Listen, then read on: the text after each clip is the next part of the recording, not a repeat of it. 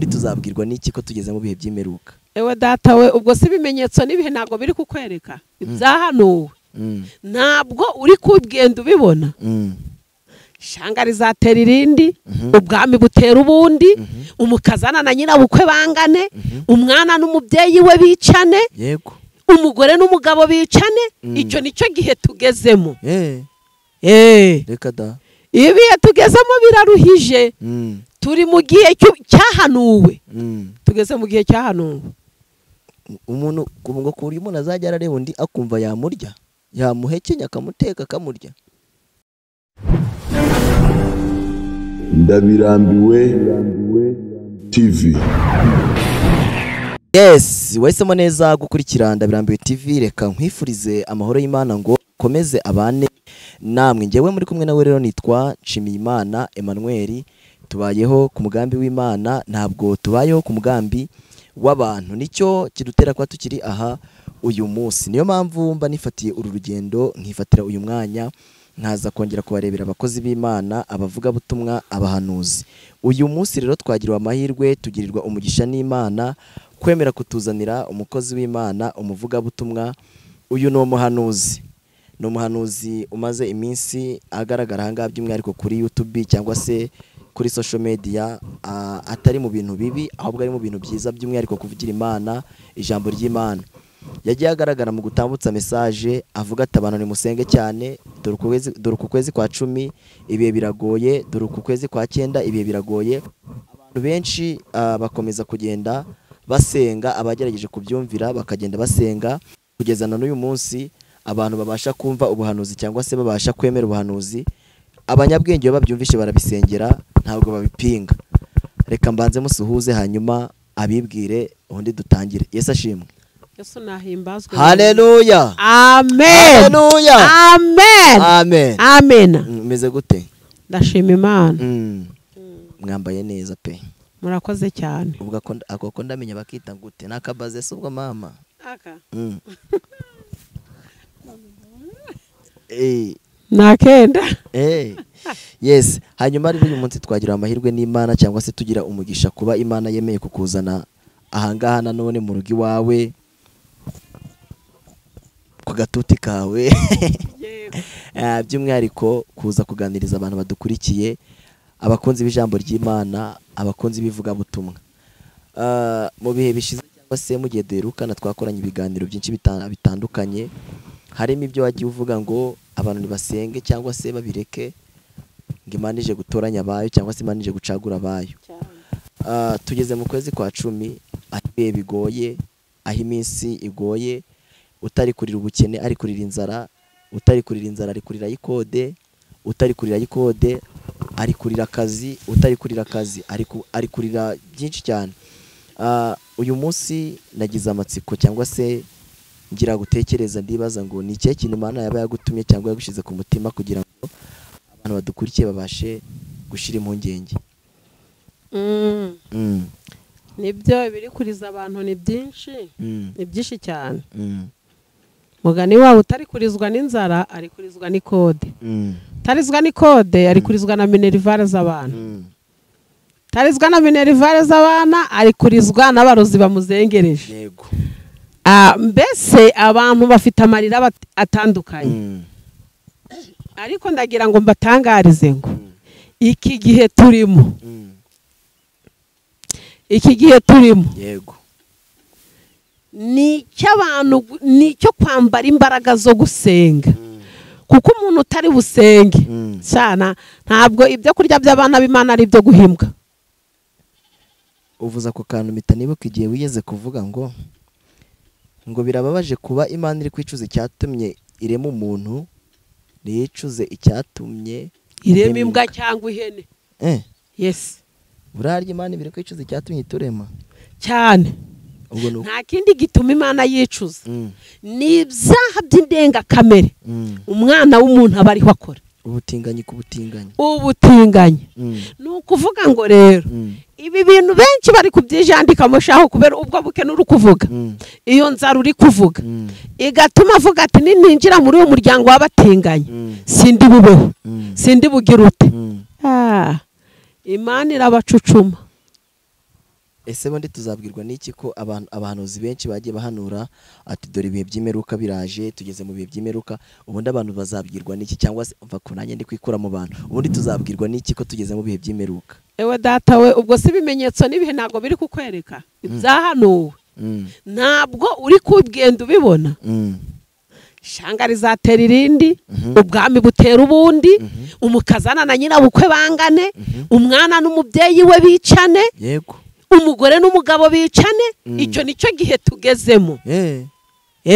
reka da, ibihe tugezemo biraruhije. turi mu gihe cyahanuwe, tugeze mu gihe cyahanuwe.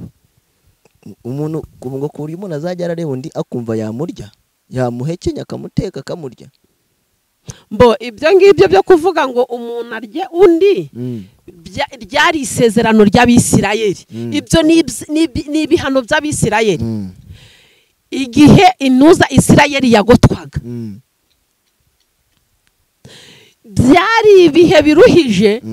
Imana irabivugaho, yego, hahandi umugore yifuje kurya, umugore n'undi bakajya inama ati uyu munsi turya umwana wawe, ejo tuzarya uwanjye. kugera aho abantu bagiye bararya n'amahurunguru y'inuma. yego, barangiza umugore wabyaye bakamugaburira n'iya nyuma.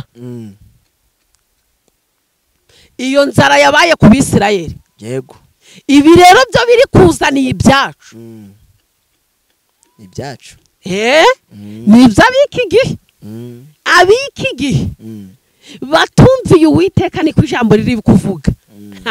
Uwiteka uko atababariye Sodomo na Gomora, niko atazababarira n'abiki gihe. bari kwanga kumwumvira. none se ubundi ni ikihe kintu umuntu yakora kugira ngo yumvire Imana? soma ibyanditswe. Bibiliya iri kwanga nugira umwete wo kumvira Uwiteka, ukitondera amategeko ye yategetse. ategeka. uzarya ibyiza byo mu gihugu, imigisha yo muri iki gitabo izakuzaho, uzagirira umugisha no mu mudugudu utuyemo, yewe uzawugira no mu mirima yawo. none nimba umuntu yubashye Uwiteka, niwubaha Uwiteka, umuntu ukunda ntabwo wamusuzugura, umuntu ukunda ndi wamubabaza. nuko ngo niwubaha Uwiteka ntuzakora ibyaha. nudakora ibyaha uzaba uri inshuti y'Imana. yego, none niba uri inshuti y'Imana, harya ibyo byago bizakuzaho bigushakaho iki? ntabyo.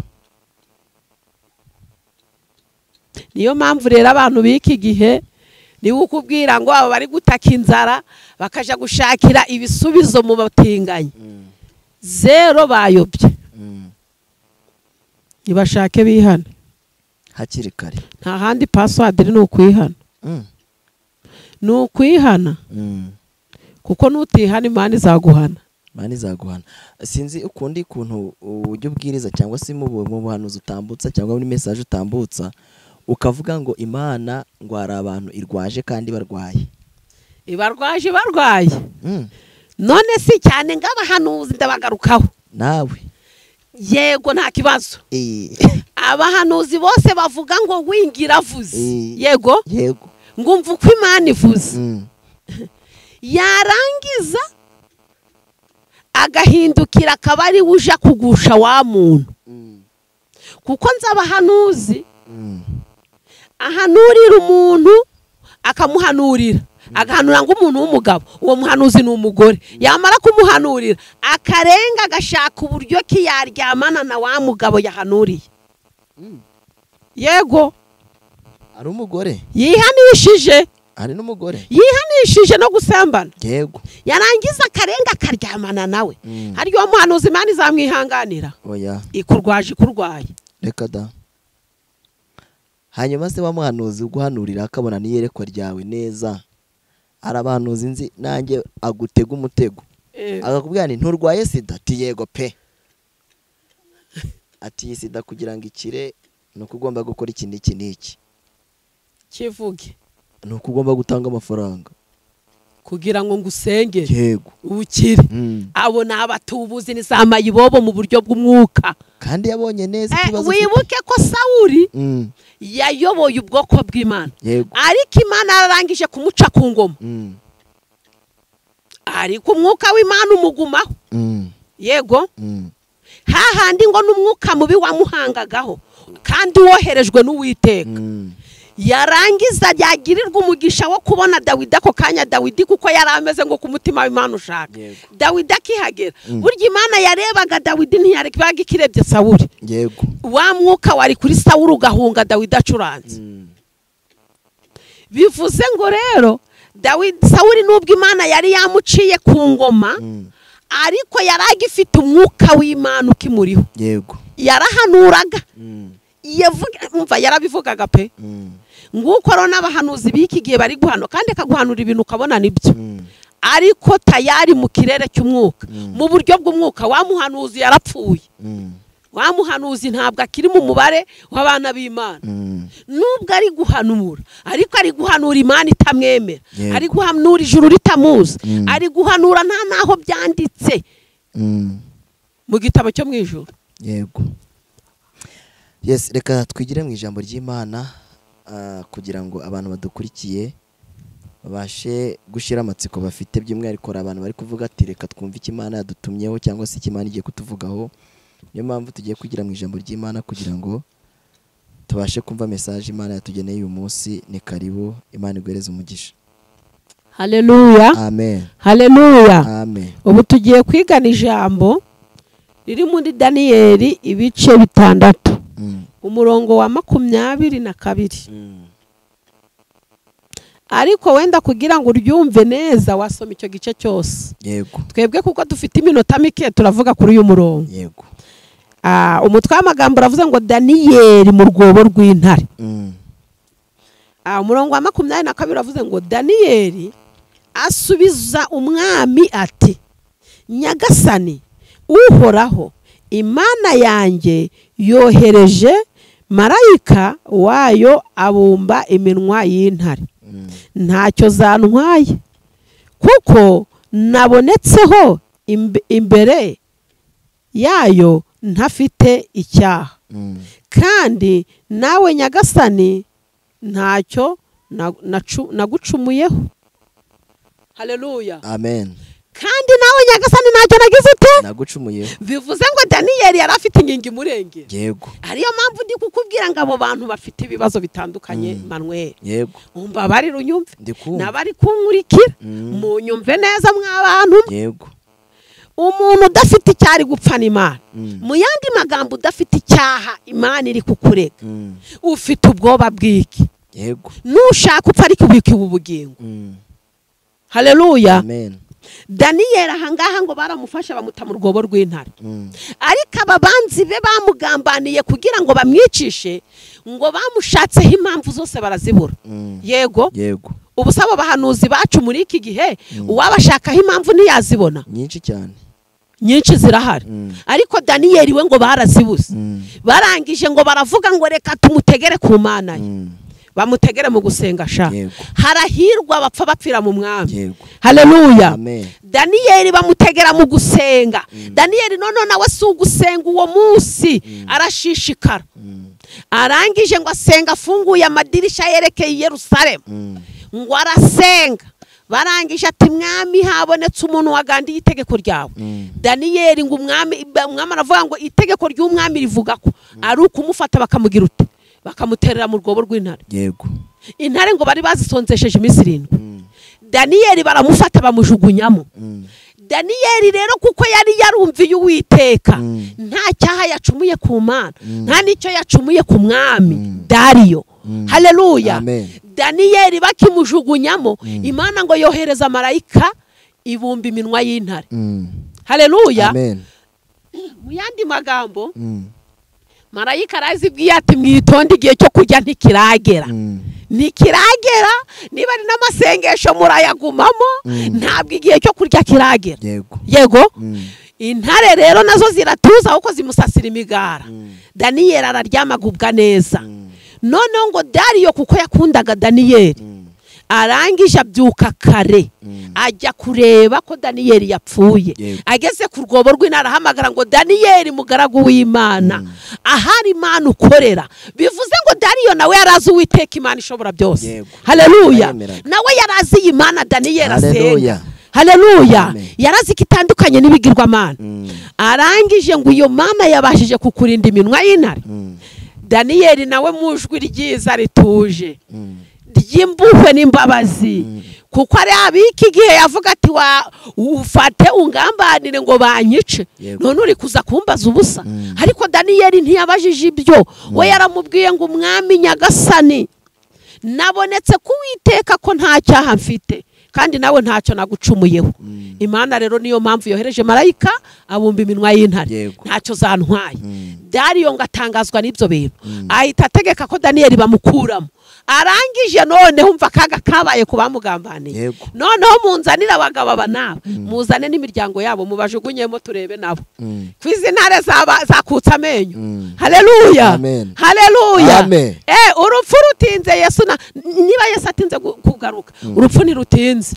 Noneho abantu babajugunyamo ngo intare zabasamiraga hejuru. Ubwo ako kanya marayika yarekuye yamirwa, arababwira ati ibiryo byaje, mwitonde murye muhage, ntihagire n'akagufa kagwa hasi. Abantu intare zirabakocagura ngo nta n'igufa ryaguye hasi. Bivuze ngo rero kubaha Uwiteka ni umushinga mwiza, ni umushinga udahomba. Umuntu umwe yaratubwirije ku cyumweru aravuga ngo gusenga nibyo bintu bitarata agaciro. Rero abantu nibashaka Uwiteka bigishoboka kwabonwa, bamwambaza akiri bugufi. Bitari ibyo bari kubona ko bibishe, biri kuba kuko ibyago biraza byisukiranye. Imana ibagirire neza. Amagambo nari mfite kuvugana namwe uyu munsi naya ngaya kugira ngo tuyumvane. Ushaka kwihana akicyumva ubu butumwa yihane kugira ngo Imana imugirire neza. Niba kandi ukomeje mu byaha, reka kwirigura tarataza ngo uri gusenga. Niba uri gusenga uri gukora ibyaha, nta hantu wanditswe mu gitabo cy'ubugingo, nta hantu systeme y'ijuru iri kukubona. Imana ibagirire neza. Ubwo gahunda na password yo kugira ngo umuntu abane n'Imana neza no gusenga no kwihana no kugerageza gusenga kuri mw'ibyaha ni ikizira imbere y'Uwiteka. Yego kuba inshuti n'Imana cyane cyane rwose. Ese umuntu ari inshuti yawe buriya ukagira ikibazo, uwo muntu muri cyo kibazo ntagufashe, ubwo aba ari inshuti yawe? Izo ni za nshuti zo mw'isi nyine. Za zindi zijya ziharara zigahararuka. Za zindi ugira mu kibazo ufite telefone yuzuye abantu, wahamagara ati yewe ati ndahuze, ati yewe ati nanjye mfite ibibazo. Noneho wakongera kumuhamagara undi munsi akaba yagushize blacklist, yakubrotse kugira ngo utongera kumutesha umutwe. Ariko uvuga ati ni wa munyabibazo, ni wa munyenzara, ni mbese agiye kuntura ibibazo ibihumbi n'ibihumbi, bigatuma kuboroka. Ariko Yesu ni inshuti nziza itagiharara. Inshuti musangira ntigucure, mwagendana ntigusige. Haleluya. Kabone ko no mu rupfu mujyana, imiryango iraguherekeza bakajya gushingura. Ariko barangiza gushiraho itaka buri wese yageze mu modoka. Nibara baragendana mu modoka. Araba ari gushingura hafi yo mu rugo babageze mu cyicaro. Ariko Yesu niwe musigarana muri yamba. Imana ishimwe. Iyo niyo nshuti nziza rero. Uwakwishingikiriza ashingikirize kuri Yesu. Imana guumugisha kandi Uwiteka akomeza kurinde. By'umwihariko turagushimiye tugusabira n'umugisha ku Mana. Amen. Uyu mwanya uba wafashe ntabwo ari ubusa. Imana izaguhemba. Haleluya. Dobihemba ndabitegereje. Rero uri umwe muri babandi b'indamu cyangwa se uri umwe muri babandi bagitegereje ibizava mu bantu, ntabwo wakwemera kuza kwicara ahangaha. Ako kubera ko ugitegereje ikimana yavuganye nawe, niyo mpamvu kiri kuyikorera ufite imbaraga. Nukuvuga ngo ndi kuyikorera mfite imbaraga kuko nta gihembo ntegereje. Ariko ibihembo nzabibona mu ijuru. kandi n'inyungu ufita ni abantu bampamagara bari kwihana, bashaka kwihana, kuko ni Imana ishaka. Icyo ni Imana ishaka, nanjye niyo objectif mfite yo kugira ngo abantu bihane bakizwe bazajye mu ijuru. Yego ntabwo nshaka ko abantu barimbuka. Rero abantu nibihana ibyaha byabo tukazagerana mu ijuru, tukazimana n'umukiza imyaka 1000, turi kurya firingi tukamara indi myaka y'umunezero.